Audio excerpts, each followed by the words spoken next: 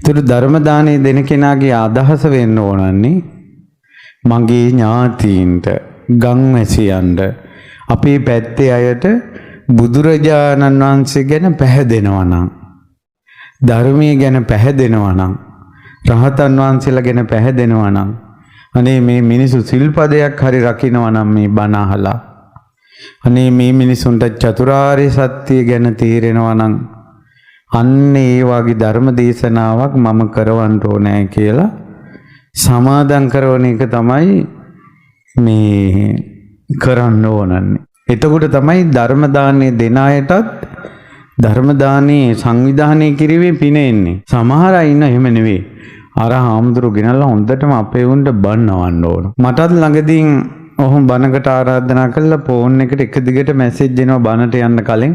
හාමුදුරනේ මේකත් කියන්න අපේ කට්ටියට. අපේ උන්න මේකත් කියන්න. මේකත් කියන්න කියලා. මං කිව්වා මේ එහෙම දේශකයන් වහන්සේලාට එහෙම උගන්වන්න යන්න එපා. ඔයාලට ඕන දේ හාමුදුරු ලවා කියව ගන්න හදන්න එපා. බලලුන් ලවා කොස්සට බා ගන්නවා වගේ. හොඳ නෑ. ධර්ම දානය කියලා පවසිද්ධ වෙනවා. එහෙම නෙවෙයි. බණට ආරාධනා කරන්න ඕන ස්වාමීනි අපිට අනුකම්පාවෙන් දහම් දෙසන්න කියලා. ඒතර ස්වාමීන් වහන්සේ තමයි අනුකම්පා කරලා එයාලට සුදුසු බණ දේශනා කරන්න. අපිට ඕනේව මිනිස්සුන්ට කියවන්න හදලා අර මේ හාමුදුරන්ට බණ උගන්වන තැනට යන්න හොඳ නැහැ.